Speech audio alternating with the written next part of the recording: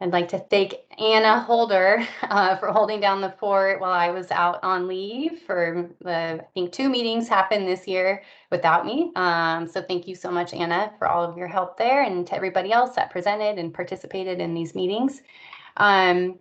We've got a pretty full agenda today, but before we really dive into things, I just wanted to acknowledge and take a moment to recognize that the land the State Water Resources Control Board, our Sacramento office, is located on. So Sacramento was and still is a gathering place for many local tribes who've lived throughout both the Central Valley and the foothills for generations, and they were the original stewards of this land.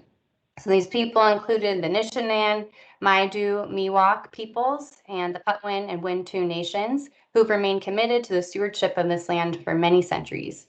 It's important to us to acknowledge that our organization sits on tribal lands of the Sacramento area's indigenous people, and we recognize that we're here because of the sacrifices forced upon them.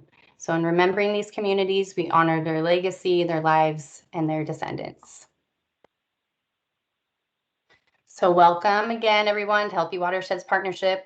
This is Allie Dunn, co-chair of the partnership. On our team within WEMA is both Anna Holder and Corey Clatterbuck, who will be talking here shortly about the dashboard and some of the technical work that I say we, like I had anything to do, that they've made some great progress on. I think instead of running through our roll call, there's lots of you on the phone. Anna has asked in the chat if you could please just add who you are, say hello, and your affiliation. And I personally don't have any announcements or updates for the group, so I'm going to go ahead and open it up to you all if you have anything to share.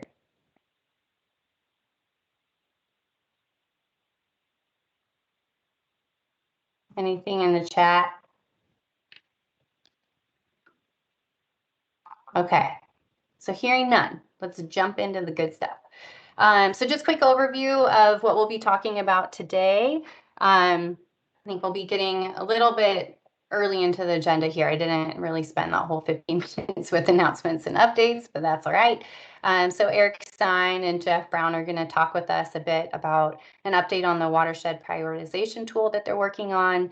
And then things will be handed off to Corey, a new Sea Grant fellow, and that's working in WEMA in our office at the State Water Board. And she'll update everybody on work being done with the watershed assessment and dashboard, as well as a TAC update. So I'll leave it there, but TAC convened, things are moving along. And then Loretta with the Natural Resource Agency is going to talk to us about the California Foresight project. I think folks have heard about this at past meetings, but just going to get a little bit more details about that and where things stand as that project progresses. And then Anna, it sounds like at the last couple of meetings, it was a really good use of time just to think through some future meeting ideas and brainstorm that. So Anna will lead that discussion, and then we should wrap up here by 3:30, maybe a little earlier. We'll see how things go.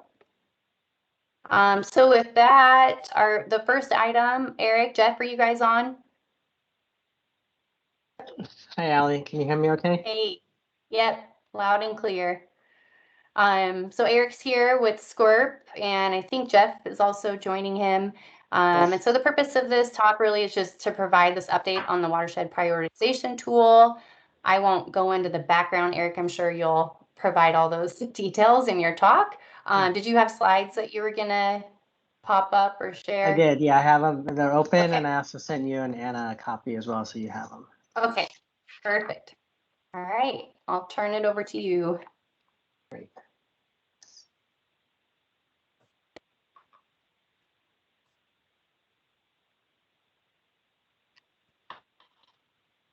Okay. Can you see my slides? Yep. Perfect. Okay, thanks, Allie, and thanks, Anna. I'm gonna, as Allie said, this is an update on the work we've been doing with the Central Coast Wetlands Group at Moss Landing. And this is work funded by EPA under a Section 104 grant. We presented this to you in the past, but we're pretty far along in the process now. And so we wanted to give this presentation and get some feedback as we're sort of coming to a close on this part of the project. We've also been coordinating this closely with a lot of the work that the partnership has been doing, because there's some obvious crossovers with watershed prioritization work and tools that are being developed by other partners on the Healthy Watersheds Partnership. So I'm gonna, the first part of the slides are probably a little bit of a recap for some of you that were at the meeting probably 6 months ago when we presented this. But since I'm sure you haven't been thinking about this every waking moment for the last 6 months, I thought it would be good to go through them again and refresh your memory. So I'll go through them really quickly because I know some of it is review, but if you have any questions along the way, just feel free to interrupt or put a note in the chat or something like that. We can always stop and elaborate. All right. So again, the Impetus, again, I know all of you are aware that there's a lot of work being done on tools that Corey and others are developing to think about. If we think of the watersheds in the state, how do we prioritize watersheds at either HUC 12 or some other scale in terms of which watersheds might be priorities for certain actions? But the question becomes, once you have identified a priority watershed, what do you do within that watershed? And once you know it's a priority, to help prioritize or decide what actions you might do within that watershed once you know that that's the watershed you're going to work on, or if you're a local watershed group, how do you think about all the various things you could do within the watershed and where to do them and what actions to do in what places in order to hopefully move closer to an overall healthy watershed. And so that's really kind of what the objective of this project was, is to provide some tools to help think about things that are done within a watershed and how to make those types of decisions. So that's really the impetus. And so we're trying to figure out, what do we do, where do we do it, and how do we put all the pieces together? So this is the general approach we presented before, where we start by looking at the condition of the watershed based on some of our key bioassessment indicators, leveraging a lot of the data that we've compiled over the last couple of decades from SWAMP and other programs. Think about stress and vulnerability, and then translate those to potential actions, and then look for ways to leverage those potential actions with other opportunities that are going on in the watershed. And then we've added the component of trying to think about how to consider some environmental justice concerns as a newer element of this project. So I'll walk through each of those steps briefly, and then we can again have discussion. So the overall status is that the prototype tool is complete. And so that's what I'll present to you today. We're working on some additional enhancements that I'll talk about at the end. And we're really seeking feedback for any refinements we want to do before we sort of put a bow on this piece. And then our goal, as we've discussed with this group and with Anna in particular, is we'll be providing all the geodatabase and the code and the tools to Anna and others so that it can be incorporated into larger efforts that are being done by the Healthy Watersheds Partnership. So I won't go through this in detail. It's just really to remind folks that these 8 items are things that we have talked about before. So when we presented this to you in the past, these were sort of decision points that we had to make. And each of the bullet points under those are just a summary of some of the decisions that we've come to resolve these 8 issues that we've talked about previously. And a lot of these we've talked about previously, so I won't read you the list, but I will touch on a lot of these points as we go through the rest of the presentation. This kind of just summarizes a lot of the key decisions that we've made. All right, so this is our general approach. So Jeff put together this slide and presented it to you earlier, where again, we start with a condition assessment based on CSCI, ASCI, and some of our CRAM attribute scores. And we first parse streams in the state into sort of intact versus degraded based on those, and I'll talk a little bit more about how we make those decisions. And then for the intact sites in the intact stream reaches, then we're making a decision whether of those intact stream reaches, which ones might be priorities for protection because they're under some sort of vulnerability or risk, and which ones are of a lower priority for protection. And then similarly, on the degraded side, we try to make some decisions about which ones might be priorities for some sort of restoration activity, priorities for some sort of management activity, or a priority for neither. So it's designed to be a prioritization, knowing that we always have more to do than we have resources or time. And so we want to try to prioritize our efforts appropriately. And so that's the kind of general workflow we've gone through. The one other thing I wanted to mention here is that this is The unit of analysis we're using in this is the NHD reach scale. So we're doing this type of attribution at the reach scale within a watershed. All right, so first I'm going to talk about, remind folks how we determine the condition. And so again, we took advantage of all the data that we have at a statewide scale with our various bioassessment indicators, which I know you're all familiar with. But the challenge, as you're also familiar know, is that we don't do bioassessment everywhere, right? It's the probabilistic surveys. And so we have, although we have lots of sites around the state, we don't have sites at every stream reach. And so this is one of our pilot watersheds, the San Juan Creek watershed in Southern California. And this is pretty typical where we have a handful of sites that have been assessed, but lots of the stream reaches that have not been assessed. So in order to try to extrapolate these measured sites to all of the unmeasured reaches around the state, we used a random forest model. This is very similar to what's been done in the previous Healthy Watersheds assessment that was done back in sort of the 2013 timeframe. So we updated the random forest model because there's been a lot more data collected since that time. And we use this random forest model to extrapolate CSCI, ASCI, and 2 of the CRAM attributes across the drainage network.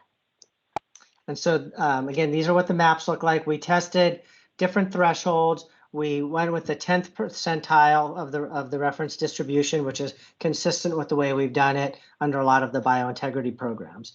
So based on the 10th percentile, and then we sort of ratchet it down all the way down to the 30th percentile to create these other categories. And so we sort of lumped the stream reaches in the state into sort of very likely altered, possibly altered, and likely unaltered, again, based on those the different thresholds that we've identified, in terms of looking at the first, 10th, and 30th percentile. So the breakpoints for these are: first is very likely unaltered, 10th is likely altered, 30th is possibly altered. And so again, and then we have the geodatabase, so you can obviously zoom into all of these and look at the actual score, extrapolated or modeled predicted scores at each of these reaches. And then similarly, we did this with the CRAM biotic structure and the physical structure. The reason we didn't use the other 2 attributes is because this is a random forest model, and the other 2 attributes are largely based on landscape features. And so we felt it was sort of circular to predict the CRAM attributes that are largely landscape based on landscape features in the random forest model. So it's a little bit of a circular reasoning. And so we focused more on these. These are also attributes that are more directly related to condition within the stream reach. So we just focused on these 2 attributes. So then the question, this little icon at the top right, when we presented this to you last, this was our little icon for discussion points. So I left those in there just to remind folks that these were items that we had discussed.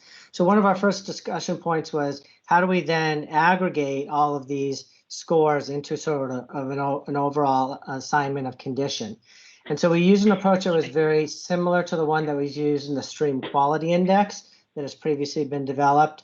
The Stream Quality Index looked at how to aggregate CSCI and ASCI into an overall condition score. We took a very similar approach, but because we have the 2 CRAM attributes, this time we expanded that to basically have the rule that if any of the 4 indicators is below the threshold, so say if it's a 10% threshold, which is what we're using, if any of those 4 is below the threshold, then we consider it degraded. So you only sort of have to fail 1 to be considered degraded.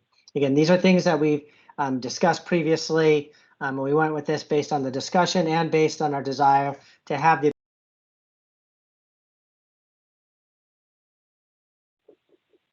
So that's kind of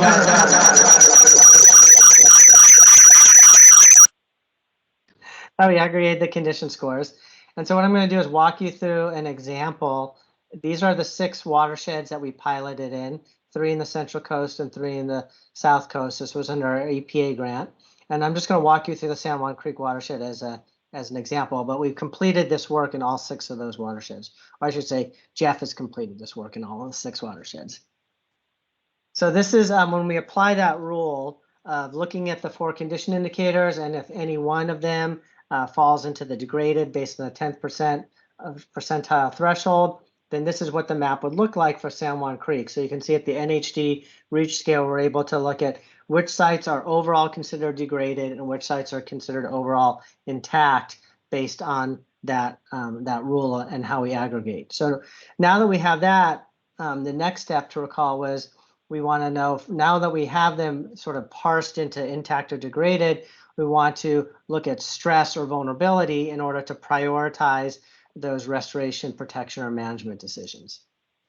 So we're sort of now on the right side of this flow chart, where for the degraded site, I'm sorry, on the left side, we want to know for the intact sites, how do we prioritize protection areas? And on the right side, how do we prioritize restoration or management areas? So to use this, because we wanted this to be able to apply at a statewide scale, because that's sort of the goal of this, we relied heavily on the StreamCat data set. Again, this was something that wasn't really available when we did this back in the 2012-2013 timeframe originally. So for those of you who aren't familiar with StreamCat, it provides a whole set of stressor type of information that can be applied at the NHD reach scale universally. It's a national data set. And then here in California, we have results available for almost 141,000 stream reaches. So we can take advantage of this data set to look at the issues of stress and vulnerability.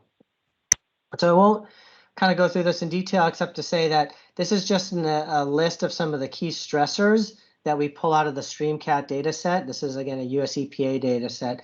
And what we did is we looked at the relationship of these stressors and how they related or how they were sort of predictive of the 4 condition indicators. And so all this, what this graph shows, what this table shows, is that for each of these stressors, which of the condition indicators they tended to be strongly associated with, right? And so you can see that certain stressors are associated with, say, for example, here, down at the percent agriculture at the watershed scale, that tends to be associated with all of the condition indicators, where some of the others, like dam density, might be only strongly associated with ASCI and the CRAM physical structure attribute. So we want to focus on the stressors that are most associated with their relevant condition indicators moving forward.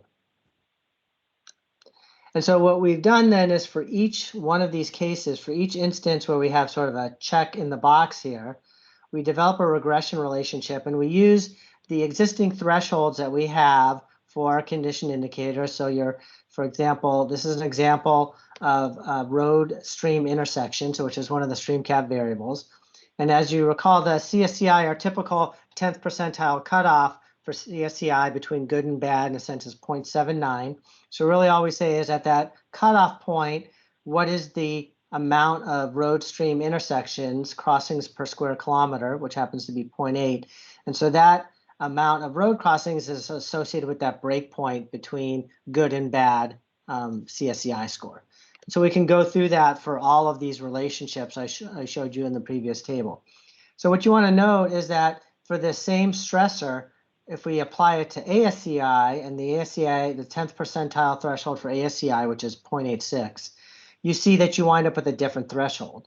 So the point is here that the same stressor will give you a different threshold as it's related to each of the condition indicators, right? And this is, again, expected that you don't have exactly the same relationship between every stressor and every condition indicator. So for every stress indicator pair, we get sort of a unique threshold value. So the next question we had to deal with is then, okay, so now we have all these threshold values. How do we aggregate those to come up with an overall decision about which category we put a certain stream reach in terms of prioritization? So we evaluated 3 different ways: the most sensitive threshold, the median threshold, and sort of a weight of evidence type of approach. And again, this is something we presented last time, but here's an example of what that looks like. So now this is that kind of that same table I showed you before, but instead of a check mark in each box, we've replaced it with what is the threshold associated with between that stressor and that condition indicator.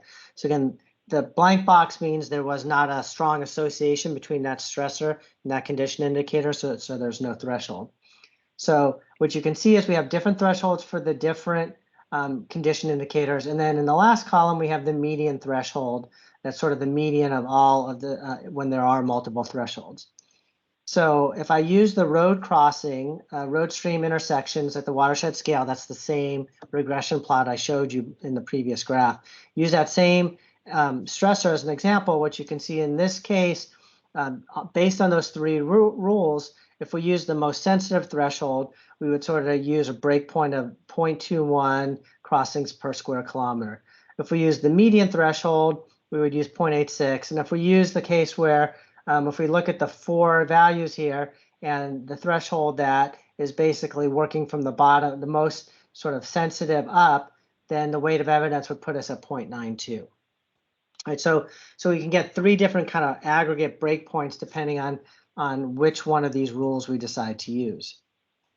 So what we did is we basically, again, the key for this is there isn't a right or wrong answer. What we're trying to do with this analysis is come up with the ability to discriminate or separate sites into the various categories. So the discriminatory power is kind of a key sort of decision point we use here. And so what this graph shows is if we look at all of the stressors on the x-axis and we look at the three different rules, failing any threshold, the median threshold, or the majority of thresholds, we sort of are looking for which one provides us kind of with the same type of discriminatory power sort of across the thresholds.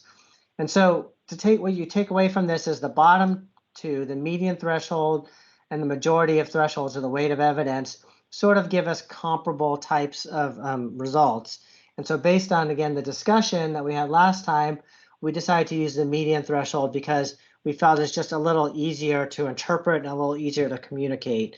It gives us pretty much the same type of result, but it's just a little bit of an easier from sort of a communication perspective. So we went with the median threshold as our decision point. So now we can apply that rule to this flow chart. And so on the intact site, we can get, high priority for protection.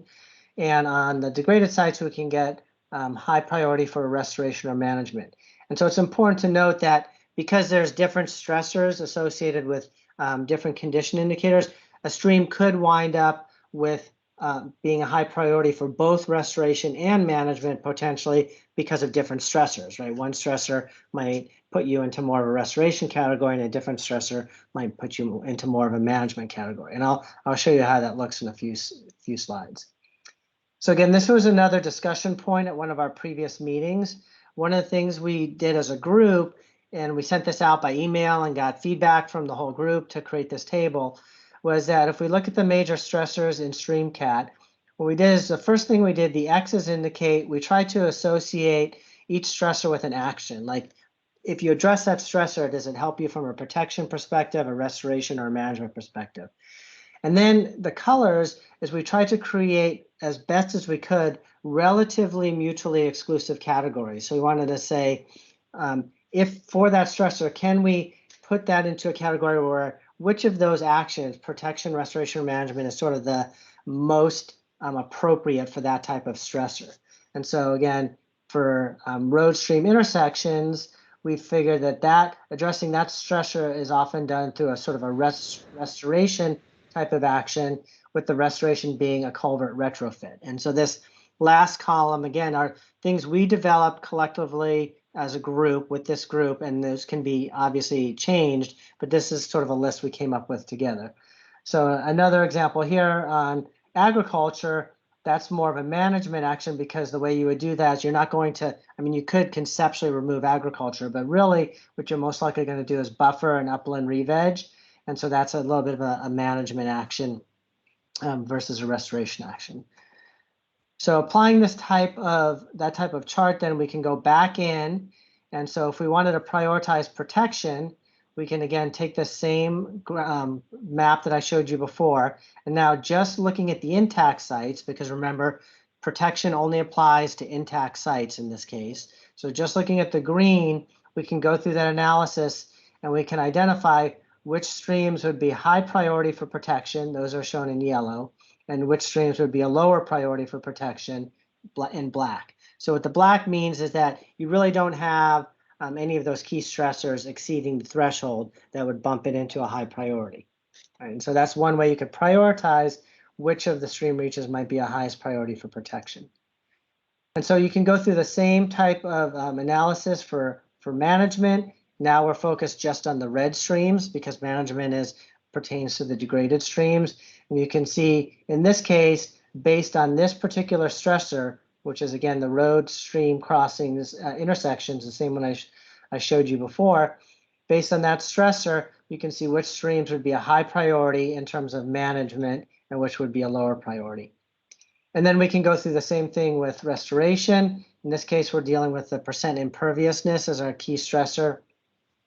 And you would basically say that the ones in green are a high priority for a restoration action related to that stressor, and the black ones are a lower priority. So you can go through this analysis for all the watersheds. And so when you put it all together, what I've showed you in the middle column, these are the 3 maps. And I'll show you this far right map in a little bit more detail, but all we've done here is now we've aggregated all of the information from these 3 maps into an overall map. And we've color-coded the streams, again, based on high priority for restoration, high priority for management, high priority for both, because remember, they can be high priority for both, or a high priority for protection. And so all the gray streams mean that they were, in this case, on the upper watershed, those are intact streams, but they didn't bump over into those high priorities. It means they're probably intact and they're probably okay. They're not under a significant sort of vulnerability right now, so we'd probably just monitor those. So this sort of aggregate map can then be used to sort of think about where we might prioritize certain types of activities in the watershed. And then we can summarize that with some statistics by the number of reaches, or the percent of reaches, or the percent of total stream length that fall into each of those categories. And so this graphic just shows that now we've completed the analysis for each of our 6 watersheds, which is sort of what's within the scope of our grant, but we have the code and the tools available that could be applied, we think, across all the watersheds of interest. So the last piece was then, once we have them color coded, what do you do at each of those locations? That was sort of the last piece we wanted to answer. So again, going back to this table where we have identified certain management actions associated with different stressors, we can now apply that to each of the stream reaches. And again, that list can be updated and modified based on additional discussion. And so going back to this map that I showed you before, which is the synthesis map, for each of these reaches now we can say, well, in this reach here, the key stressors that were impacting that were percent impervious and percent urban and the road stream intersection. Those were the 3 key stressors. And the corresponding actions would be buffer and runoff management would be a key management action, and culvert retrofit would be a key restoration action. Similarly, down here where this green reach is a high priority for restoration, here are your key stressors, and the recommended action would be floodplain restoration. So essentially in the geodatabase, you could click on each of these stream reaches and it'll show you which were the predominant stressors and which are their associated management actions. And again, those can all be updated based on additional discussion. So we have this essentially for all of those 6 pilot watersheds. So the last 2 pieces we wanted to look at were the consideration of local priorities. So this is a much more of, I would say, a manual process, because this, unlike what I've showed you before, which we can automate for the entire state, in this case, this requires for your local watershed, it's more of the process of looking at what things have already been done in your watershed. We know there's a lot of local watershed plans out there, and so we want to take advantage of being able to leverage those. And so for each of the 6 pilot watersheds, we've compiled some of the key management plans, whether they be integrated water resource management plans, or watershed restoration plans, or habitat conservation plans, or anything of that sort that's available. So in the San Juan watershed, we actually have an NCCP, a Natural Communities Conservation Plan, in place. And so it has identified some key areas for restoration and preservation in order to protect key species like the least Bell's vireo. So in this case, we can look at some of these areas, like this area circled in green, where we've identified it as a high priority for restoration, and it also tends to overlap with an area that's identified in the NCCP. So that might place it in sort of a higher priority area, because you would sort of kill 2 birds with 1 stone, pardon the pun. I'm not trying to kill the vireo, but we would sort of kill 2 birds with 1 stone by focusing on that area. So again, you can integrate our synthesis map with some of those local maps to further prioritize specific actions. All right, so the last piece that I wanted to present, and this is the last piece of the presentation, is This wasn't part of our original grant, but again, based on a lot of discussions, we wanted to try to explore how we might incorporate some environmental justice considerations. And so we looked to the Cal EnviroScreen data set. I know that's been presented to this group in the past. We think this is a great data set because it's available statewide and provides sort of an off-the-shelf way to think about some of the environmental justice issues.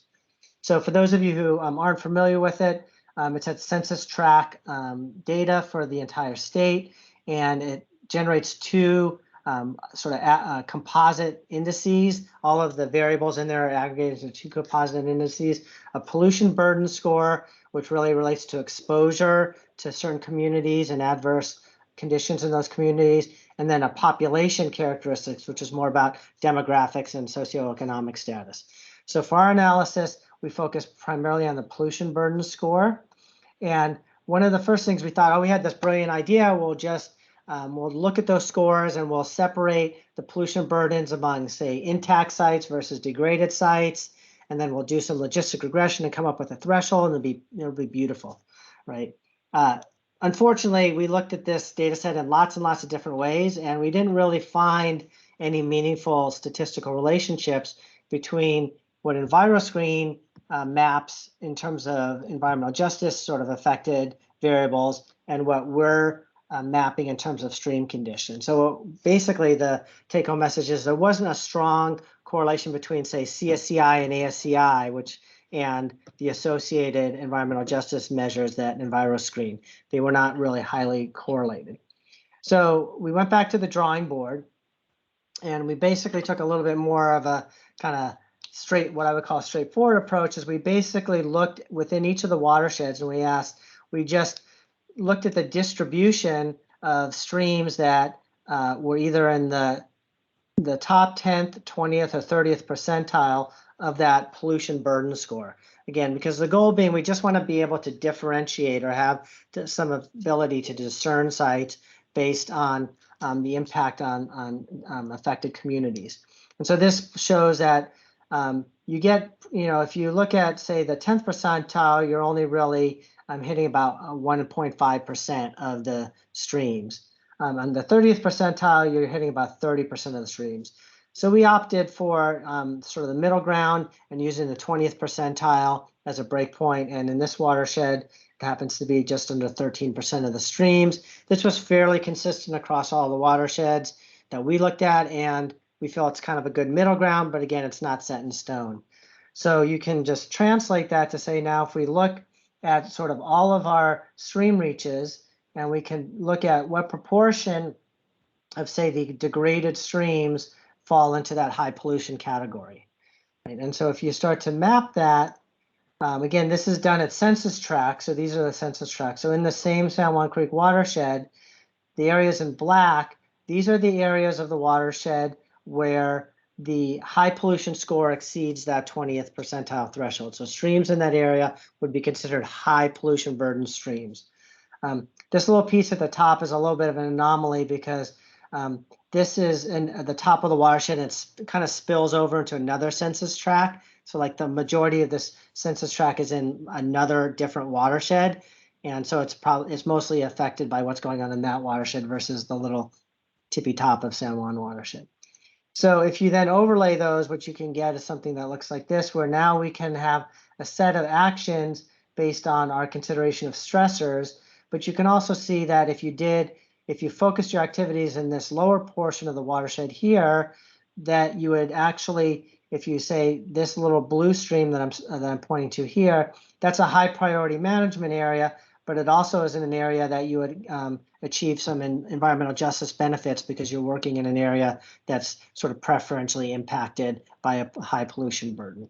And so that's kind of a way we've just been kind of exploring of bringing in some of the environmental justice concerns into this type of analysis. So again, if you put all the pieces together, you can, and I saw the question in the chat, so I'll come back to that in a second. I'm almost on my last slide. So if you put it all together, you can sort of add all the pieces together, and you can identify priority areas for protection, restoration, with specific actions, areas for management, areas that benefit pollution impacted communities, and opportunities to leverage local efforts. So just to wrap up, as we sort of wrap this up, what we're looking for is general feedback, and also if there's other things that you think are important. So on this slide, there's lots of other things you could impose other rules on this data set, like you could look at larger areas, larger intact areas being higher priority than smaller areas, or you could prioritize upstream over downstream areas. So we're exploring some of these spatial relationships a little bit more. It's kind of above and beyond what is covered in our current project, but we thought it'd be fun to sort of just see if there's some of these more nuanced spatial considerations that we might try to think about how to incorporate them into our analysis. So we're really interested in all the things on this slide here, and any thoughts you guys might have in terms of how we might think about incorporating these additional things into the analysis. Or maybe these are things that could be picked up by the partnership as like a next phase of work. So like if we will provide all this, and this might be a subsequent phase that the partnership can think about in terms of ways that we can incorporate some of these additional considerations. And so basically where we are on this is we're going to provide the geodatabase to the partnership or anybody else. And so it can be incorporated into dashboards like the work that Corey's doing potentially. One of the things that obviously this product would lend itself well to a nice user interface, like in our Shiny or something. It's not funded, it's not within our scope, but I think it's sort of ready-made if somebody else wanted to pick it up and sort of develop a user interface, an interactive unit. It would be pretty easy to do, right? And so that's something that could be done. One of the other things is we're looking at the other watersheds to explore more of this opportunity issue. One of the things we're working on next is another part of this grant involves testing and validating RIPRAM, which is the Riparian Rapid Assessment Method, in our 6 pilot watersheds, and we're going to essentially validate some of these results with the RIPRAM data, which gives us a little bit more of a holistic look at the riparian corridor. And as I said, also thinking about ways we might incorporate some of those spatial relationships, and we'd love to have your feedback and your ideas on that. So that's kind of the whirlwind tour and update of where we are since we last met. And I think, Anna, I saw some questions come up in the chat, but I can't actually see them on my end. So I can help with that. Okay. Let's see. The first question was, and if the question was from a little while ago and it's been answered, feel free to give us a thumbs up or unmute yourself and add more to it, things like that. Was from Eliza. I'm curious to hear more about how you've integrated local watershed plans into the tool. Yeah. Talked a little bit about that. Yeah. So as we said, this is a little bit more of a manual process, and so what it really entails is for our 6 pilot watersheds we went through, we just tried to educate ourselves in terms of what watershed plans or planning efforts were already ongoing or had produced products. And all we really do is we then sort of take an overlay. So in this case, we would just take the output from our data set and create another overlay with some of these priority areas that have been identified within the local watershed plan. So in this example, because the NCCP has identified some priority preservation and restoration areas, we would just add that as another layer, and that could be used as another prioritization step in the analysis. And so that's the part that's really kind of that's the one piece of this that's really more of a watershed specific type of analysis, whereas all the other pieces are a little bit more universal across the state. Thanks, I had Eric. a quick follow-up on that too. Oh, go ahead, Eliza. I think that was you chiming in. Oh no, that was me asking if Eliza had any. Okay. So I'm just curious, kind of going off of Eliza's question too, have you found with these NCCPs or HCPs, are they mostly, that is a very manual process, or some of them, the data is available in some format that makes integration a little easier? What have you found so far in these pilot watersheds? I'm going to let Jeff answer that question since he's been doing those overlays. For Jeff, yeah, it's sure. It's a manual method going through the different reports. There's nothing electronic that I found that Okay. allows you to overlay easily. Maybe there is something out there, I just haven't found it. Okay. Yeah, so yeah, I was looking for specific areas of action instead of just saying we should clean up a watershed. You know, Right. I was more interested in specific things. I mean, one thing we didn't do, Allie, which you could, obviously there's always more you can do, but an example would be you could take like the ACE, the areas of conservation importance, right, that comes out of BIOS, and that might be another layer that could be, you know, we didn't do that because that, you know, those are not totally focused on aquatic, right? So the ACEs are a little bit more general, but that might be another type of data layer that can be explored. Okay, that makes sense.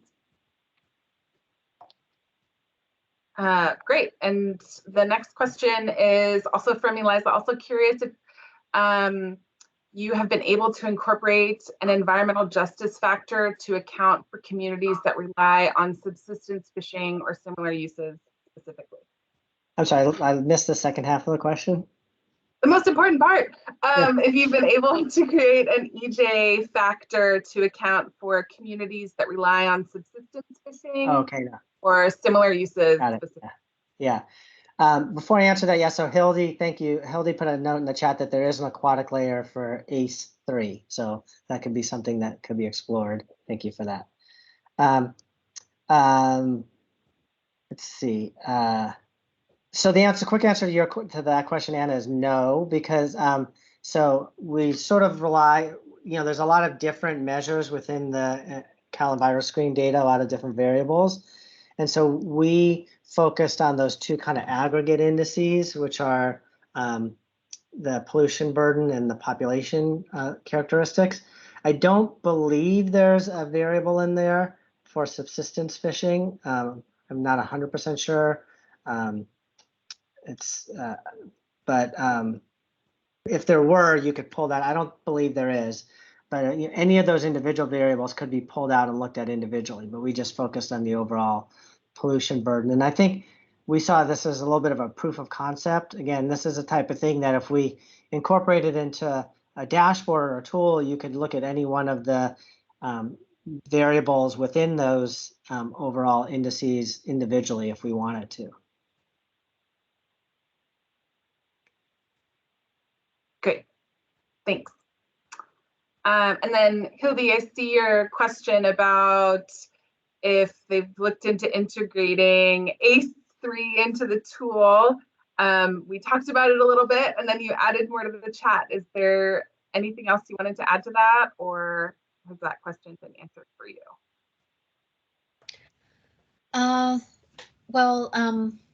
Yeah, I'm curious as to what actually you looked into in relation to ACE3. If you said that it really was at a different scale or the data were different, or can you talk a little bit more about that? And maybe we could talk offline as well about that. Yeah, we actually didn't. I mean, I'm definitely familiar with the ACE data layer, but we didn't incorporate that. Wasn't part of this analysis. And I think originally we didn't, because we were focused on things directly kind of tied to the sort of that we could analyze at the NHD reach scale. So we didn't include it in this analysis, but I'd love to talk to you offline to see if there's some things we could, you know, do moving forward to incorporate the ACE data layer. Yeah, and just to kind of add to that too, I wonder, you know, Eric, you mentioned earlier the potential of having kind of like incorporating this into the larger Healthy Watersheds Partnership Assessment Dashboard, which Corey will talk about. And at that scale, we are pulling in ACE. So then maybe, hypothetically, the user could then, you know, zoom in at this reach scale, but you'd have that higher scale ACE assessment, watershed assessment done. So it's kind of layering the two. But Corey can talk more about that with the update as to where we're at with that effort. Super.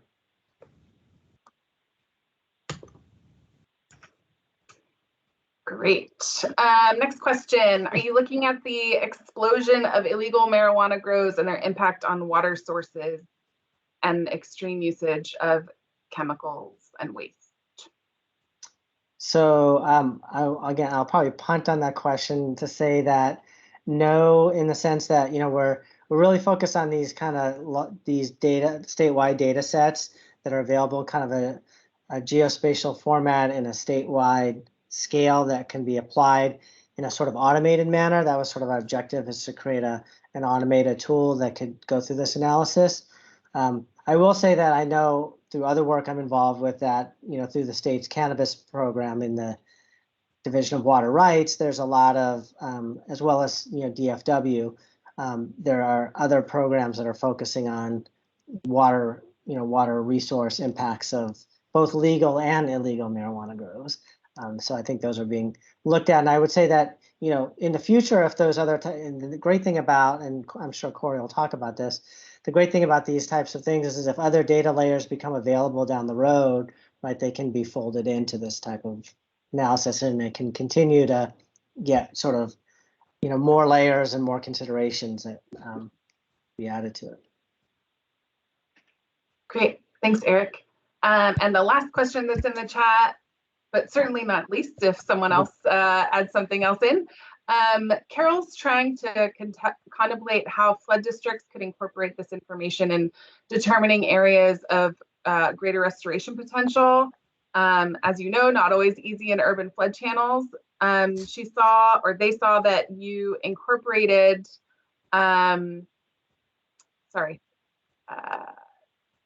Yeah, I can see that. How to incorporate it into the planning tool. Yeah. Yeah, so again, I think that this is, again, one of those things I would say is not directly included in this analysis. It's kind of indirectly, right, because we have a lot of the urban signatures that tend to be co-associated with flood control channels. But we don't have, unfortunately, in the state, I know we would all love to have a data layer, a statewide data layer that maps, flood control infrastructure consistently across the state. That would be a gold mine for everyone, right, for lots of programs.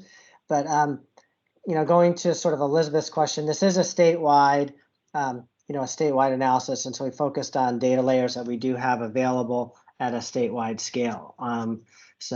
Having said that, I think that there's other work that's going on, like some of the work on the SCAPE tool that's been also being piloted statewide, that allows us to think about appropriate targets for restoration and management in these heavily altered types of systems like flood control channels, right? With the concept being that there's always room for an improvement even in an urban flood control channel, right? And so, it's this, I guess the quick answer is it's not directly incorporated into this sort of statewide tool, but it might be one of those things that could be incorporated as an opportunity at a local watershed level.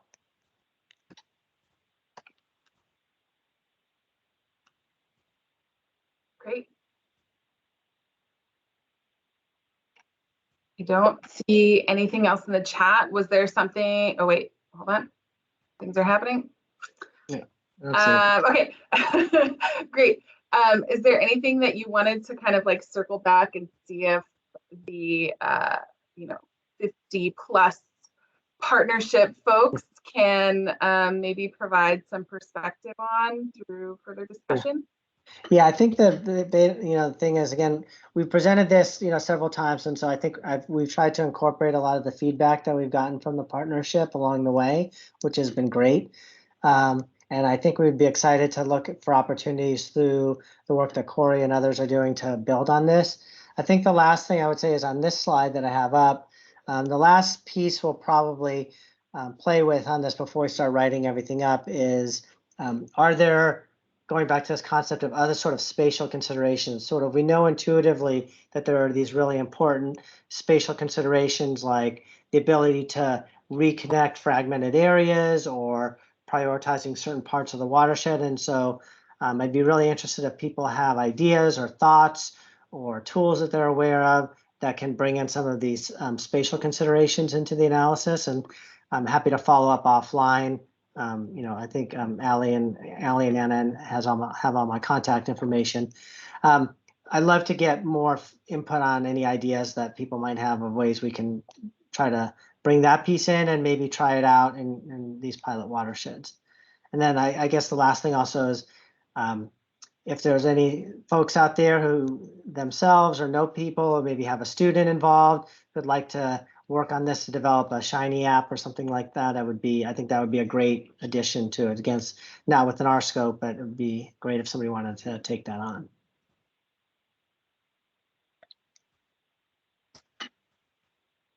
Awesome. Thanks, Eric. And thanks, Jeff.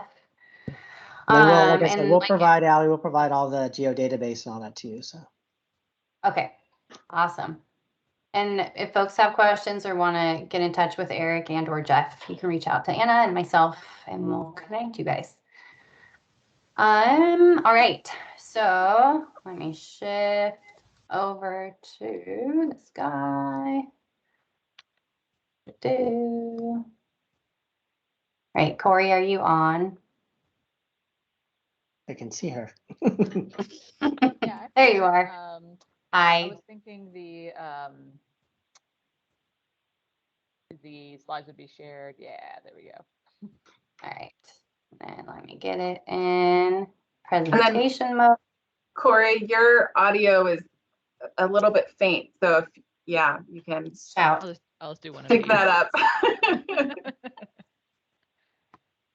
All right, so Corey is going to be shouting from her end over here so we can hear. But so like I mentioned earlier, Corey is our current Sea Grant fellow. And she, among other things, is working on the Watershed assessment dashboard that Anna is also working on.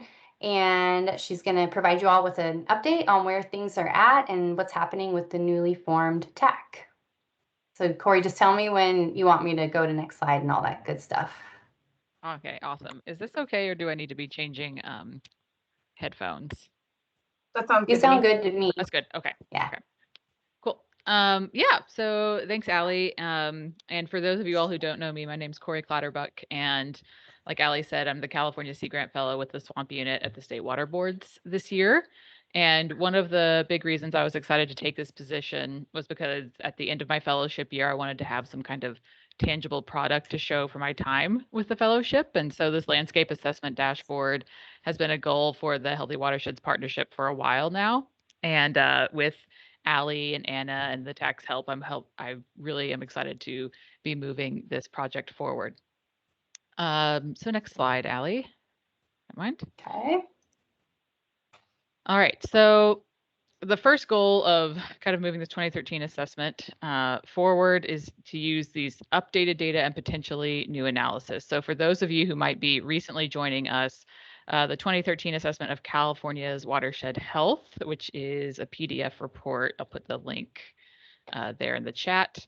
It standardizes biological, hydrological, geological, land cover, land use, and data from a bunch of other fields to identify healthy watersheds across the state and to characterize relative watershed health. And though this report was published in 2013, a lot of the data that was used was actually published also in many years prior. And so for this data dashboard that's been in planning with this group for a couple of years now to be the most effective, we're trying to make sure that we're using data that best reflects the current state of California's watersheds. So right now, I'm currently dissecting the 2013 assessment methods and finding some updated variables in updated data sets that are similar to the variables and data sets that were used in this 2013 assessment. And one of the primary outcomes of the 2013 assessment was this report with static statewide maps that you can see here that display these different indices of watershed health that were formed in the assessment. So on the next slide, our second goal is to essentially implement this assessment, this updated assessment in dashboard format. So this would allow the assessment to be continually updated with new information as it comes out, the ability to look not only statewide, which is what the 2013 assessment really did, but also within regions and watersheds, and overlay data from other sources that may not be initially included in the assessment, like kind of the stuff that Eric was talking about, some of the EJ stuff as well. Basically any kind of statewide data that we can access, particularly through CDN, we can put that into the dashboard as well. And so that might be really important for particular goals or for particular regions. And Lance Lee from the California Water Board Region 1 created a pilot dashboard of this assessment within the Russian River watershed as a model for what the larger statewide dashboard might look like. And so this map here is just a screenshot of that Shiny app, and it depicts the relative watershed condition index for the watershed with low relative values closer to red and high relative values closer to blue. So like the 2013 assessment, the level of analysis here, you see the patchiness there is by HUC 12 catchment. So while Eric was looking at the reach level, really this assessment is looking much more at the catchment level. On the next slide, we have gotten previous feedback from this group about what to put in a watershed health dashboard. And we're keeping this feedback in mind and started our TAC meeting, our Technical Advisory Committee meeting with this Google Jamboard to help us keep us inspired about what the end product is when updating this 2013 assessment. And the Technical Advisory Committee knows of and has members from other institutions like the California Foresight Project, SQUIRP, all of these other institutions that are also represented here at this meeting. And these groups are also making data dashboards available for data-driven decision-making and public use, and making sure by incorporating these people into the TAC, we're making sure we're collaborating and not trying to replicate efforts. That's a big point of interest for us and to the TAC as well. And I'm happy to continue to get feedback about what you guys want to see in a pilot dashboard, but I'll leave that my contact information at the end of this presentation. So next slide. So what does our technical advisory committee do? Primarily, they're helping with and advising on the workflow for the updated assessment and dashboard. Here you see a picture of that workflow that's been discussed here at previous meetings. So this includes fine-grained issues like updating indicators and data sets, suggesting and approving the work plan. So there's a lot of little boxes and diamonds up there. What are we going to do first? What we need to prioritize here? And then resource for issues that come up during the reassessment and the building of the dashboard itself. So next slide. What did the TAC decide? So we essentially decided we're going to start with like the lowest hanging fruit, the assessment that's easiest to replicate from the 2013 assessment, which is watershed condition analyses. And part of the reason for this is because my position here lasts through March, and the Healthy Watershed Partnership is only one area of my fellowship that I'm working in. So making clear headway from one set of indicators to a dashboard will help lay the groundwork for the next Sea Grant Fellow or whoever else wants to come in and continue this project. We also have TAC volunteers helping with fine-grained questions like, is this really the variable that we used previously? Should we use a different variable to access, different variables like conductivity and things like that? And we're also collecting feedback from the TAC about other potential data sets with indicators to incorporate into the assessment. So for example, adding additional biological indicators beyond the CSCI scores into the assessment of stream health. So for instance, we brought up ACE and potentially using that when we assess stream health later on in the reassessment. So the TAC is helping us decide which of those indicators might be good to include, and also considering updates to the assessment analyses themselves. So in this first TAC meeting, we had a discussion about how to incorporate landscape connectivity, for instance, into the index scores of each catchment. So these are the kind of like fine-grained technical questions that our TAC has been assembled to help us with. Next slide. And yeah, that's really all I wanted to let you know that we're doing. We're going to move forward with watershed condition, and I wanted to thank all of our TAC volunteers that are giving their time and advice. And I'm happy to take any questions that you all have about this landscape dashboard at this time. Or you can just email me as well.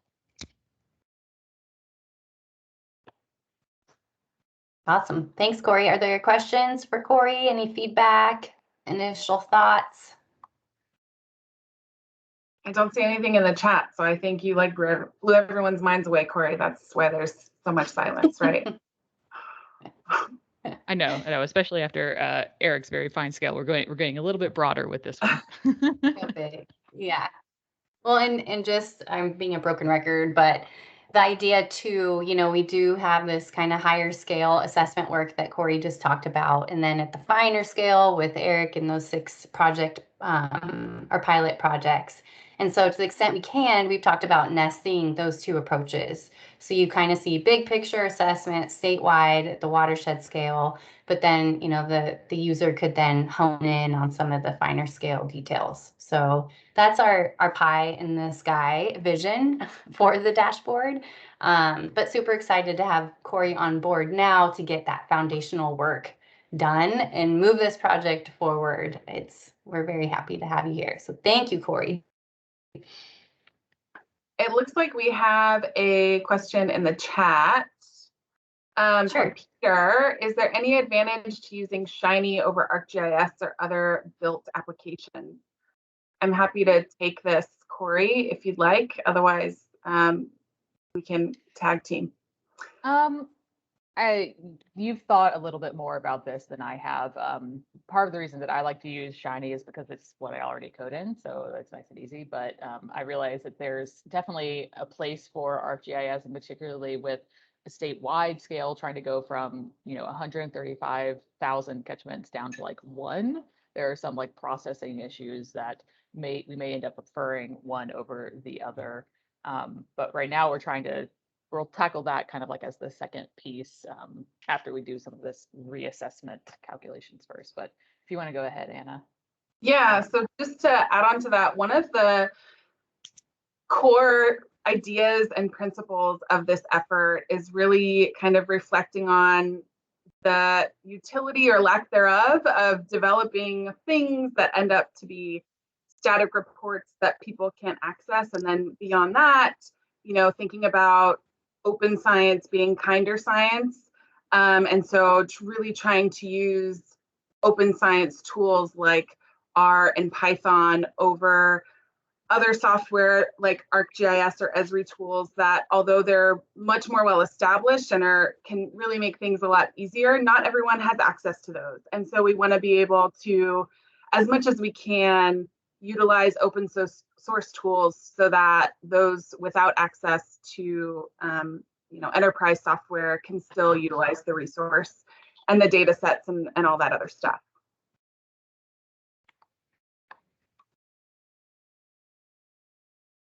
Awesome. Any other questions, Anna, in the chat? I don't see any. And we'll be posting notes and slides with folks' contact information so that if you're just kind of marinating in all of the presentation glory right now and you want to follow up later, you'll be able to. Cool. Thank you. Thanks, y'all. All right. Thank you, Corey. And then, so somewhat related project, again, all these things are interrelated. Loretta Moreno with the Natural Resource Agency is leading this California Foresight project, which I believe this has been brought to the partnership in some shape or form. But today, Loretta is going to provide us an update on where things are at and how things are progressing. So Loretta, are you on? I am. Can you hear me? Hello. Yep, loud and clear. All right. And are you seeing my screen? Okay, great. All right. So this project that I'm going to walk you through, some of you may have already heard about it, but I'm just going to provide a very high-level summary of what's happening and where we're at in our process at CNRA. We're building this project in partnership with Cal EPA and all of our departments and our federal partners. I'll get into details about who's all involved in a moment. But the project is called California Foresight. It's a little play on forest-related matters, planning, location. Prioritization planning is the focus of this effort to really establish priorities across very large, complex landscapes in California. The title here, Forest Ecosystem Assessment and Planning Tool, is the essence of what we're building at CNRA. I'm going to explain, there we go, a little bit more. So the reason the impetus for this work really occurred initially in response to legislation. AB 2551 in particular is legislation that focuses on the headwaters of the state of California, our critical source watersheds. Depicted here, you can see a lot of the current fire situation is implicated at the moment. The Dixie Fire touches in, I know, our study area here actually. But the headwaters of the state are very critical to the state and our economy. A lot of socioeconomic and ecological functions and resources are centered here. And so the legislation called for the CNRA in partnership with Cal EPA to jointly submit a spatially explicit natural resource assessment covering this roughly 7 million acre landscape, and also develop out a restoration investment plan for the region. So CNRA, when we got this, and we're thinking through how to best address the legislation and also address other needs that have kind of concurrently emerged, we decided to really marry up the assessment, the spatial assessment, which involves establishing this understanding of forest management and restoration needs via spatially assessing various natural resource assets on the landscape, marry that up with our monitoring needs that we also have to address under other legislation, namely AB 1492, some of you have heard about. So to carry out the spatial assessment with an eye towards future monitoring updates that we need to understand forest change, not only in this area of the state, but other areas of the state. So we really tried to strategically tie that into what we would do under this legislation. So yes, developing out a comprehensive understanding across all natural resource assets, including biodiversity, carbon, water supply, water quality, and other asset conditions, and evaluate their current conditions, their potential conditions on the landscape, and also risks, immediate and future risks that we know to be impacting forested systems, particularly focused on this area initially. But again, the goal is, or I shouldn't say again, but I should say that the goal is to scale this statewide. So starting in this 7 million acre landscape with an eye towards scaling all the analytics that will go into the spatial assessment for statewide application. And the idea here is to provide transparent and defensible data and analysis to help agencies, to help our tribal partners, our federal and state departments, and also regional priority groups through the Regional Forest Fire Capacity Program have a sense of ecosystem asset conditions to help, transparently defend where they're putting, major dollars on the ground for restoration and fuel reduction and forest health treatments. These large, complex landscapes are difficult to assess in terms of priorities when you have everyone seeking resources and funding on the landscape. We do need to have a good way to get a comprehensive understanding of what's out there. And this would be an added tool to the toolkit for land managers and for state departments to draw from to make decisive decisions about where they should go, where we can have multiple co-benefit investments on the landscape. So that's kind of the overarching goal here, and the ties to monitoring I'll explain in a minute a little bit more. So the key features of the analysis, again, this is all very high level. There's a lot of methods and analytics to be developed out, and we will be engaging with interagency partners and stakeholders in a kind of iterative manner to get at how we're going to do this together.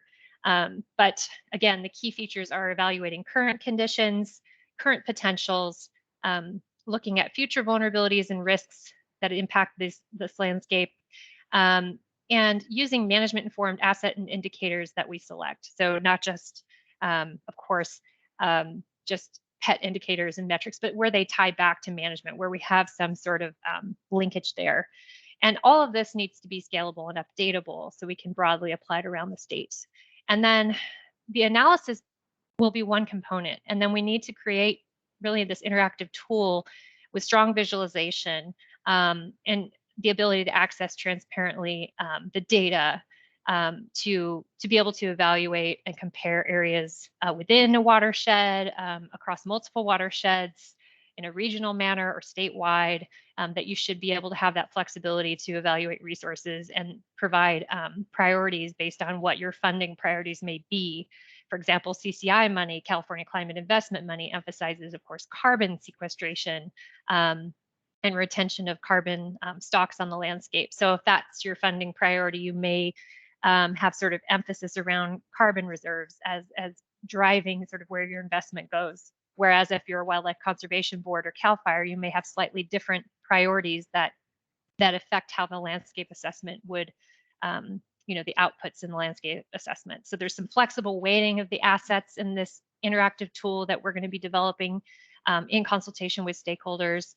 And so that's kind of like the overview there of like the key features. I had mentioned the monitoring piece and this planning assessment, the spatial assessment. Well, how do they kind of relate? Where do they overlap? And I just wanted to point out that a major point of intersection across this monitoring piece, is AB 1492 mandatory monitoring that we need to do across our forested systems. The planning tool, AB 2551, the intersection of the two really sits here in this sort of orange box. The objective quantification of status and current conditions, and then the evaluation of stressors, and current potentials of the same, the subject assets.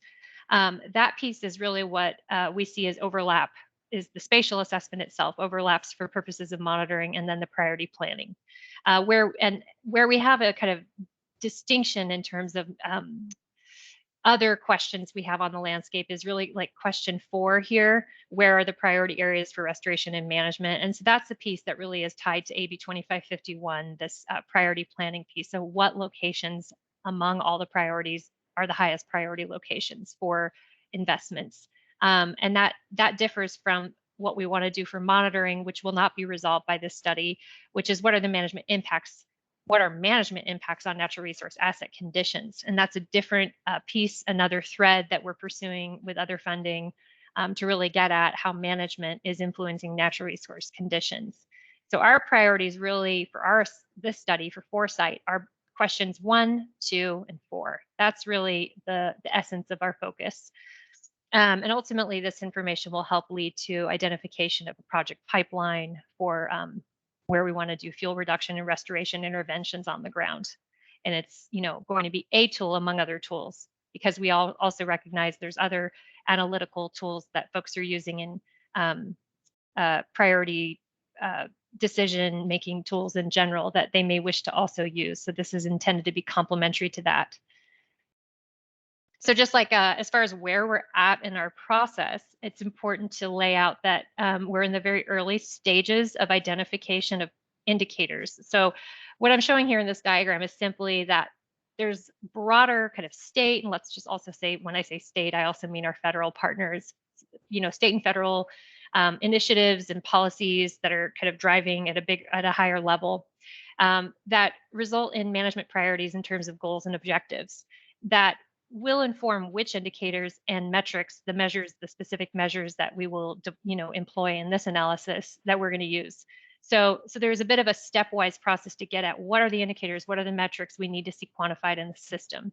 The project team that we have working on this has identified a preliminary list of indicators and metrics, working with our interagency technical advisory committee. It's been a back and forth process to understand across carbon, biodiversity, and water resources, what are the things that we should be measuring in the system that speak to our goals and objectives as a state, as our federal partners and our tribal partners, I should mention. So this process right now, is really looking at identifying this preliminary list of indicators. And in the next several months, we will then be engaging a broader extension of interagency partners and then stakeholders to get at which indicators are broadly agreed upon, also with our stakeholder community, which I'll get to who those folks are in a minute. But we're just in a very stepwise manner deciding what is it we're going to measure for this, and also what is the functionality of the tool we're building that we need to see. So that's another thread of all of this as well. But right now, the bigger lift, the more difficult process is what are we measuring in the system? Why are we measuring it? And how will it also meet our monitoring needs as a state? So that's we're kind of straddling kind of steps 2 through 4 right now. And I had mentioned the next slide. I had mentioned the interagency team at the moment that is assembled to help us tackle this. And actually, Anna's on our technical advisory committee. We have a policy and technical advisory committee to guide this, because obviously, if there is an interagency agreement, trust, and buy-in on the analysis, what is measured, how it is done, how the tool will be developed, then we've failed in this effort, and it won't serve our monitoring needs, let alone our planning and prioritization needs. So we brought in tribal partners that represent significant sections of the 7 million acre landscape I showed you earlier in the presentation. We have, of course, Air Resources Board and State Water Board representatives, everyone from, from Sierra Nevada Conservancy to CAL FIRE to DWR, et cetera. And then we also have our federal colleagues listed here as party to this effort. So this is our initial composition. There is a technical advisory committee focused on, again, methods development, selection of the indicators and metrics, and then a policy steering committee reflecting a similar composition up here. And that's more high level leadership review of, the direction of the project. But what's also very important is our stakeholder outreach that will be paired with these decisions as we move the project progressively forward. So we have already been engaging with watershed collaboratives, including folks that are working on the regional forest fire capacity program to develop their own regionally specific prioritization efforts that are, using more tailored data sets that they have for their region, tailored needs that they may have in their region. We're engaging with those folks. We will be, and RCDs as well, but we'll be having broader engagement with water agencies, utilities, the industry, and NGOs and so forth to make sure that before we move forward, we have general consensus that we've captured what we need to capture in the system that's scalable and updatable, of course, statewide. That would be our one restriction, is if data is only available in a very specific area of the state and it's not applicable anywhere else, that may affect what we can and can't measure, which goes back to that screening slide I showed you earlier. But so where we're at this moment is really that indicator selection phase. And I think in the next approximately month or two, we're hoping to actually get in front of our broader stakeholder community with our preliminary list of draft indicators and metrics we want to use moving into the future. So no one's missed anything if they haven't been consulted yet. We still have a process to come. But that's sort of the overview of what is this effort. And I probably failed to mention at the very top of the presentation that a major piece of this work is that, I don't know if many of you know about the Wildfire and Forest Resilience Task Force effort that is led by the governor's office and state and federal agencies. But the Wildfire Resilience Task Force has an action plan within which they've identified the need to build out a 1 million acre strategy, an annual 1 million acres treated strategy for the state of California. So a tool such as California Foresight should be useful. The spatial assessment that will be done should be useful in informing the 1 million acre strategy that we're trying to build out with our federal partners, our major land managers, including the Forest Service. So we do see applications there, and also applications of course, the Forest Carbon Plan and other agreements we have with federal partners. So this has a broader, orientation as to how this can help us meet our goals as a state for both monitoring and for making progress towards wildfire and climate resilience efforts. So this is an overview. I recognize it's very high level, and there are much more detailed methods that our team will be presenting, as we move our outreach outward. But this is just to get you plugged in on where we're at, what generally are we trying to do, and I'm happy to answer kind of any questions though that folks might have. It's quite a mouthful of information. Thank you, Loretta. Are there any questions or thoughts from the group?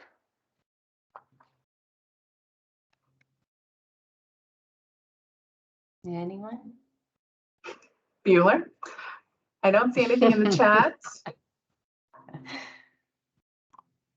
That's totally fine. And we also have a website. We got something. Can I ask a question, Anna? Yeah. Hi, Loretta. So how, in thinking of this, how do you see this? So maybe two things. Is this pertaining? Are you just focused in the areas that you showed on the map, or is this going to potentially be expanded to other headwater areas in the state as well? Oh yeah. So I had showed that image of the zoomed in area. That is the subject focus of the legislation that we're responding to. So I guess I don't love the word pilot, but it is a bit of a pilot effort in terms of not a small pilot. It's 7 million acres, this Right. headwaters region. However, the project team is gearing this to scale statewide. So all of the code that is developed for this analysis and all the data sets that we will be using are data sets that are scalable statewide. So the indicators, the metrics that we use have to be data sets that are actually available across the state, whether it's, existing data mostly we'll be using in some remotely sensed data products. But the point is it has to be something that scales statewide. So yes, we are going to be hitting other parts of the state. Focus on forested ecosystems, which are 33 million acres approximately. But we do plan to scale it. And then my second question was just, how does this, a few years ago, and as I'm sure you're aware, the U.S. Forest Service went through this whole series of watershed, assessments for all the U.S. Forest Service land that they manage in the state of California. And that actually brought in some bioassessment data and things like that. What's the relationship between those assessments that had sounds like some similar goals, or? I'm not sure exactly what you're referring to, Yeah. but that's a good point. You're bringing up the Forest Service and some work they're doing. There is another effort, and this is not meant to confuse, but there's a team with the Forest Service, kind of a, how do I put this? Pacific Southwest Research Station, the Remote Sensing Lab particularly, are leading on an effort. It's called Excel is the name of the effort. And they're working with the forest, but also broadly all lands to do some similar work. And so they have, I didn't put the Venn diagram of what they're doing versus what we're doing, but there is significant overlap in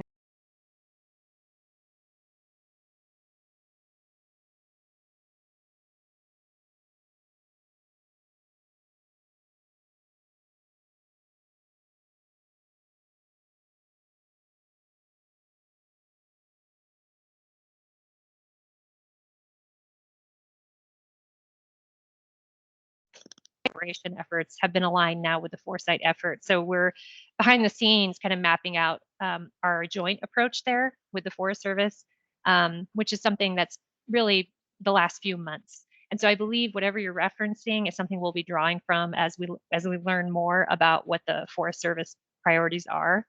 But it's totally not fully sketched out yet. So I don't know if that's useful or. No, that's helpful. I think it was called like the watershed condition framework assessment or something like that, and it was right, and it was focused on identifying restoration and protection and management areas on Forest Service land.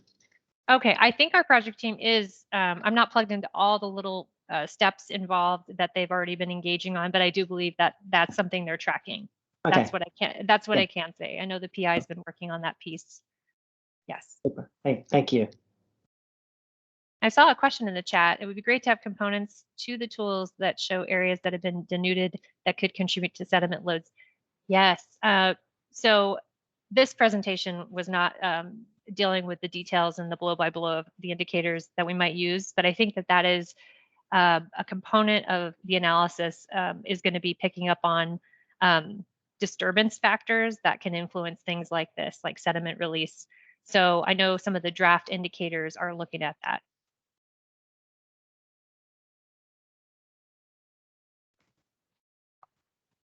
Looks like there's one more question about your timeline too, Loretta. Oh, I don't see it. Just in general, what's your timeline, Loretta? Oh, okay, fair enough. Yes, probably a very important detail. So the legislation that we are responding to as a major part of this work is under AB 2551 requires us to prepare our assessment and complete all the analysis by January 2023. So we have not quite 18 months to do the work.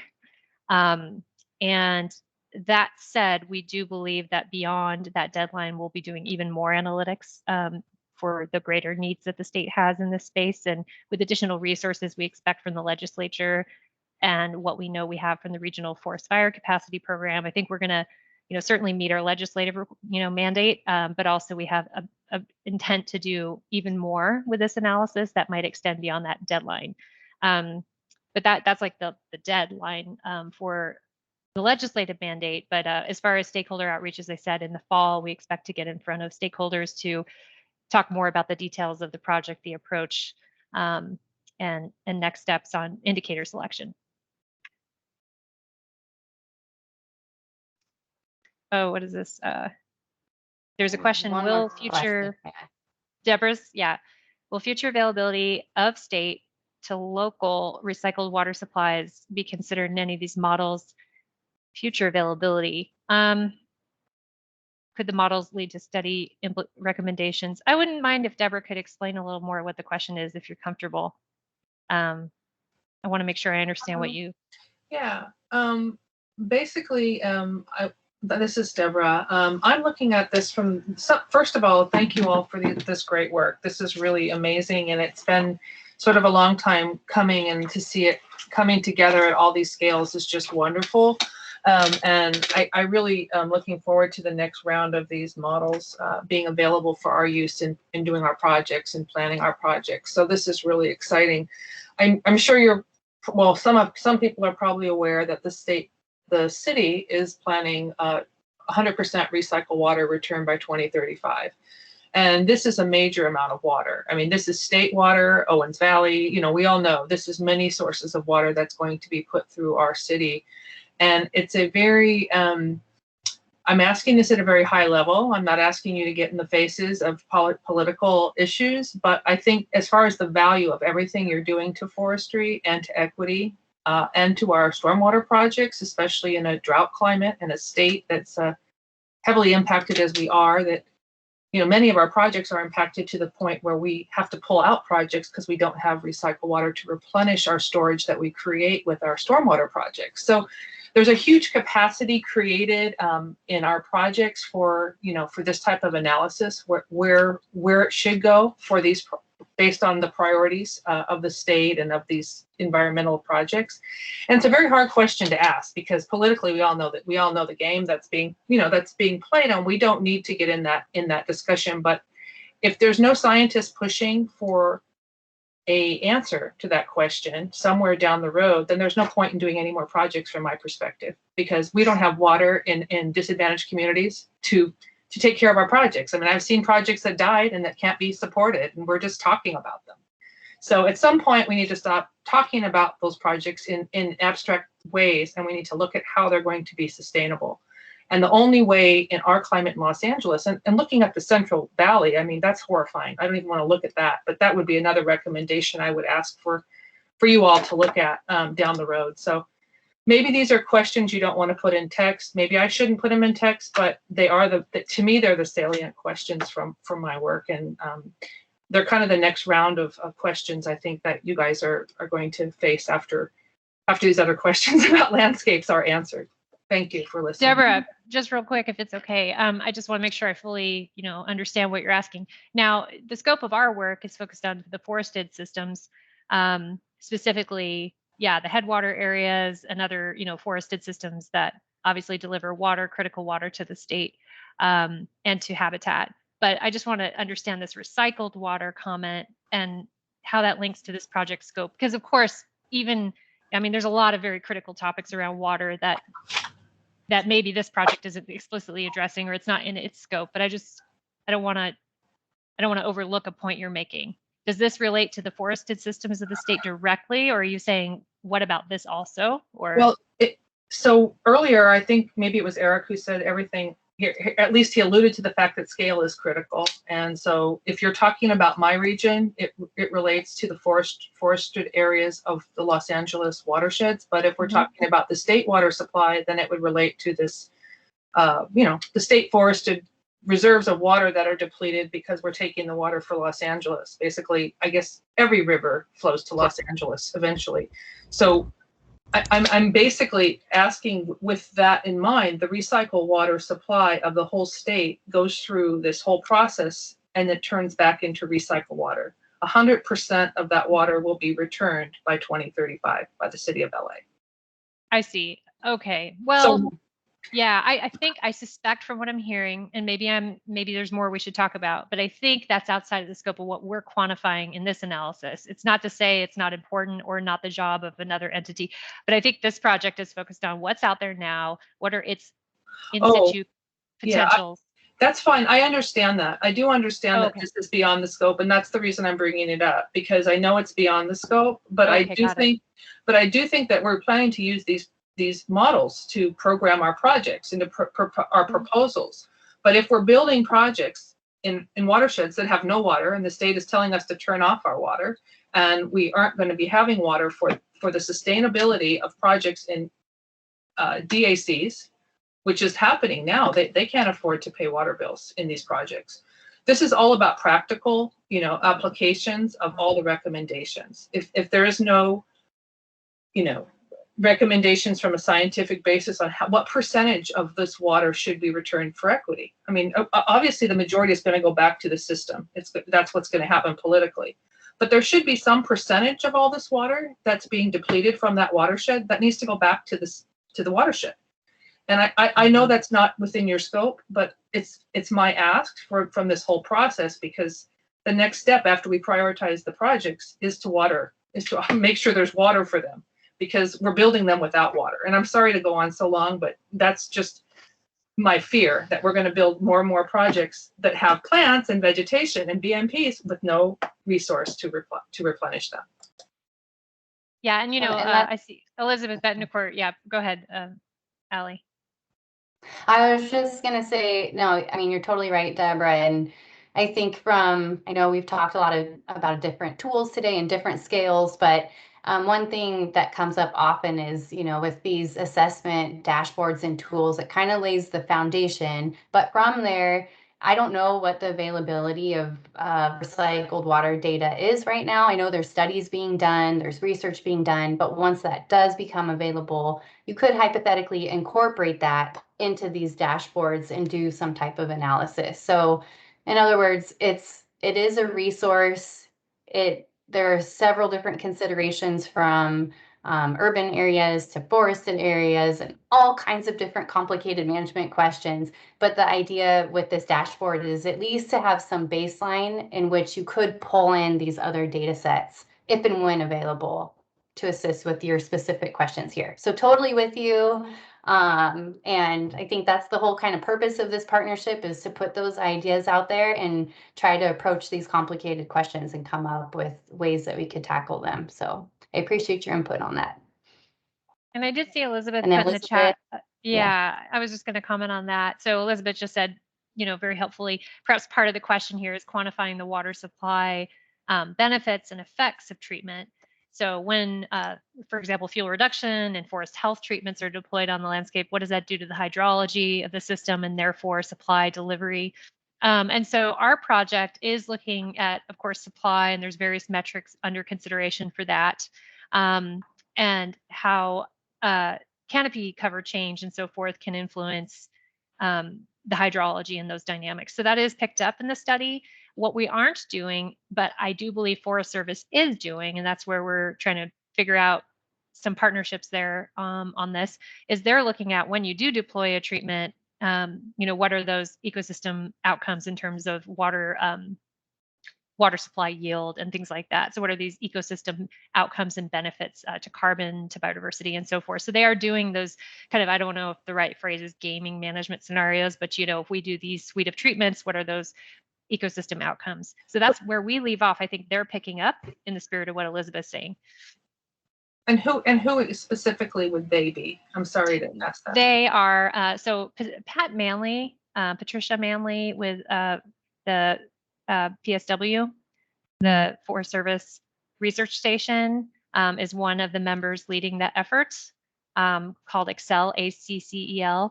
And they're just standing up their effort right now and engaging with the forest initially and preliminarily, but I do believe they're kind of planning again, like a kind of a iterative outreach effort. And I need to check with them on that. But if you're interested, we can connect you to them to understand a little bit more about what they're doing, or we could plug in the Accel team with this group, with this partnership group, to maybe let everyone know what they're doing. That And would then be nice. Yeah. maybe this presentation by them. Yeah, we could make that happen. And all the water data that I would be needing to talk about for my projects would be available. So it's not like it's unavailable data. It's, you know, it's something we probably need to talk offline about. Thank you, Deborah. And Elizabeth just also mentioned that the Yuba County Water Agency and Placer County Water Agencies are quantifying quantity benefits. So another resource there. All right, any other thoughts for Loretta before we turn her loose? Okay, thank you so much, Loretta. Appreciate it. Contact information is there, Foresight information in the chat. Yeah. If you have follow-up, reach out to Loretta. I'll put my email in the chat. Thank you. Okay, awesome. Thank you. All right. So Anna, I think we're turning it over to you. We're already at that point. Right there. We're just zooming through stuff today. To talk about ideas for upcoming meetings and other topics that we might want to tackle. And just to note, Loretta, I think we might still be seeing your screen. Or is that you, Allie? I think that's not me. Here, That's I'll not start me. sharing. No, that's not me. It's somebody. Okay, here.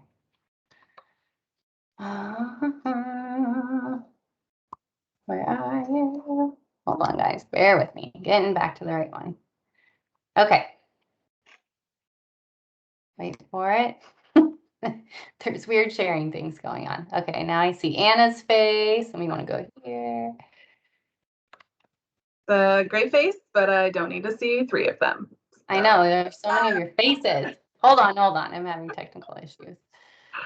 Okay, let's stop doing that and just start over. Anna Holder. Number 1. Oh, you didn't appear in my office here. Rats. Shut. I know that voice. No, I don't have the powers of Beetlejuice, unfortunately. Okay. Okay, now we see your calendar. I know, I'm having major issues. That's great. Get out of the way. Proof that. There we go. Okay, boom. It's happening. It's happening. Okay. There. Everyone's so stoked. Dun-dun-dun. Yeah, and so this is the only slide that I have, and I'd really love for discussion to be part of this. And basically, the only reason, well, one of the main reasons we have these meetings is so that we can connect everyone to everyone else and talk about similar projects and really truly build partnership among everyone that's interested in healthy watersheds in California. And we also acknowledge that, especially over the last 18 months, almost 2 years, everyone's virtual meetings and zoomed out. And so we want to really be sure that when we convene Healthy Watersheds meetings, that you feel like it's worth your time. You are excited to say yes to join the call. And part of that is making sure that we have speakers and topics that are of interest to you. And a lot of times, you know, our agenda goes long and we don't really have time to kind of discuss that in depth. So we just kind of wanted to take a beat and dedicate time to having and opening that discussion. In the past, we have had recommendations of potentially having someone from the U.S. Forest Service talk about watershed assessment report cards, folks from Fish and Wildlife potentially talking about their California monitoring and assessment program, and, you know, diving deeper into thinking about the work that we all do with the racial equity lens and thinking about, you know, social, racial, and environmental justice data sets that we could utilize and incorporate into our work so that we can make those equitably informed decisions. And so that's kind of ideas that have come up in the past. And so I hate talking at people. I'd love for folks to raise your hand, add something to the chat, but I'm gonna pause and see if folks have other ideas or things that they would want to hear about in the future. Or if you have work you're doing that you want to share with us at a future meeting, we'd love that too.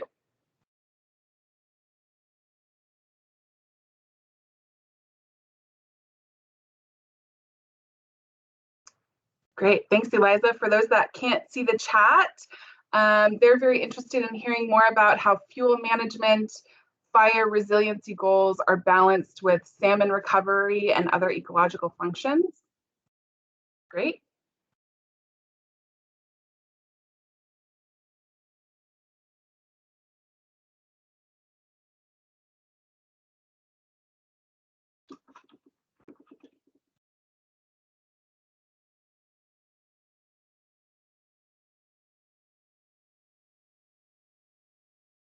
And then for those that haven't been in a meeting with me yet or before, I take silence as enthusiastic and like just abundance of agreement that whatever we're talking about, you're into it. And so without any discussion, what I'm hearing is that you're fine with how we're doing things, and you'll join when you can. Mike, what's up? It's been a while since I made one of these meetings, and now I'm causing feedback I can hear, so I'll go quick. Has this group talked about or considered talking about homelessness and the issues that are related to the work that it does anytime recently? We have not. I mean, it's come up, but definitely something that we can dive into and talk about more. I think I keep saying this, but I think in the past, we kind of were focusing more on protection of our healthy watersheds or those that are more intact. And so not that we don't want to focus on any impairments or homelessness, et cetera. But the first stab is kind of like just this assessment of areas to protect and restore to some extent. That said, we can go there and talk more about how we could incorporate that information into these assessments once we have like that good foundation to work from. And the other thing too, Nick, maybe you can speak to other working groups that the council has, then maybe we can kind of get those folks to maybe present at a future meeting or something like that to cross-pollinate effort. Yeah, that's kind of, I mean, that's where I was thinking I'd put that in the chat. The Healthy Watersheds Partnership is kind of an umbrella because it's so encompassing of an entire watershed that many of the other work groups are doing things that in some way or another affect the entire watershed, and this being another prime example. There is an encampment subcommittee that focuses on the impacts of encampments along waterways. It's a subcommittee of the trash mining work group, and they're meeting on August 16th, I believe, to talk about the work that they're doing. But I do think that, trash, microplastics, any sort of pollutant is going to impact the watershed as a whole, and communicating and bringing those pieces in from time to time to these partnership meetings would be valuable, because this is more of a global work that's being done here, but having those kind of individual pieces being talked about and how they could learn from maybe aspects they should be looking at, because subcommittees like that are trying to look at emerging contaminants and trash and how to best collect data, and having some outside perspective from a larger scale might help them when they're very focused in on a very specific topic. So I think that this particular work group is one that provides a good venue for hearing from all sorts of different work groups, including the eFlows work group, which I was going to bring up.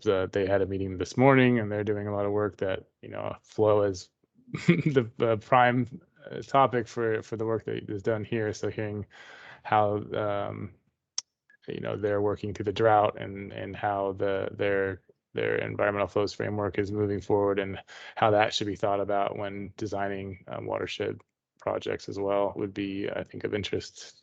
I would think would be of interest to this group.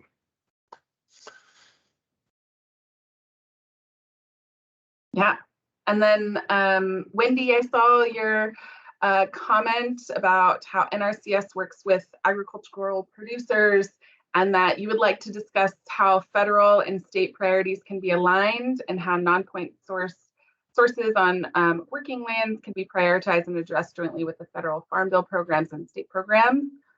Awesome. Let's connect and get you on a future meeting. Our emails are all over the website, and then I'll also have it in the notes. And I just remembered that here's my email in the chat as well. So let's touch base and figure out a good time to connect and make that happen. We've got a link to the eFlows working group. And Anna, I had an earlier comment about some with the climate before the discussion on eFlows about climate. Yeah, say more. So yeah, so thanks, Nick, for that. I think we're on the same page on the drought related issues, but I think, you know, this is maybe spurred by the release of the latest IPCC report, but it seems like, you know, with downscaling of climate projections, particularly temperature and precipitation changes, there's kind of this patchwork of downscaled climate projections around the state. And I think it would be interesting to have some discussion about what is the status of available climate projections for rainfall and temperature, and kind of where in the understanding where in the state do we have local downscaled projections, which may be, you know, at higher resolution versus where it's still at a coarse scale, and is there opportunities to kind of synthesize all of these various downscaling efforts in a cohesive way, or maybe one of the agencies in the state is already working on that, but it'd be interesting to know what the status of all of that is. Yeah, Allie and I were talking about downscaling of data earlier today. So like mine, yeah, we'd love to make that a topic.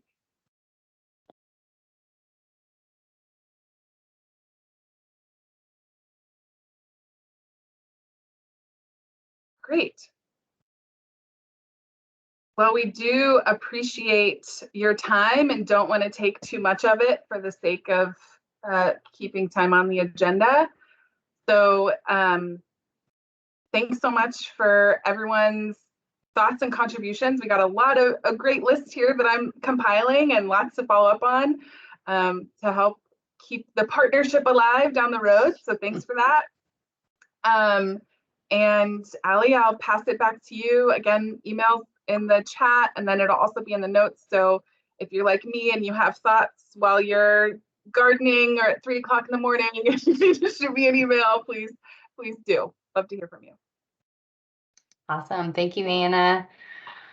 All right. And so with that, we've got the next meeting coming up in December. Date is there on the screen. And as always, if, like Anna said, you're doing random things and you think of potential research or data gaps, there's a form you can submit that to on the Healthy Watersheds page. Link is there. And we talked about some really great agenda ideas here and now, but if, again, you have more ideas, send them to me or to Anna or to the both of us, and we'll get it on a future agenda. Notes and maybe presentations, if presenters are cool with it, will be posted on the webpage as well in the coming weeks. And with that, thanks again, everybody, and hope you have a wonderful rest of your day. Bye. Thank you, guys. See ya.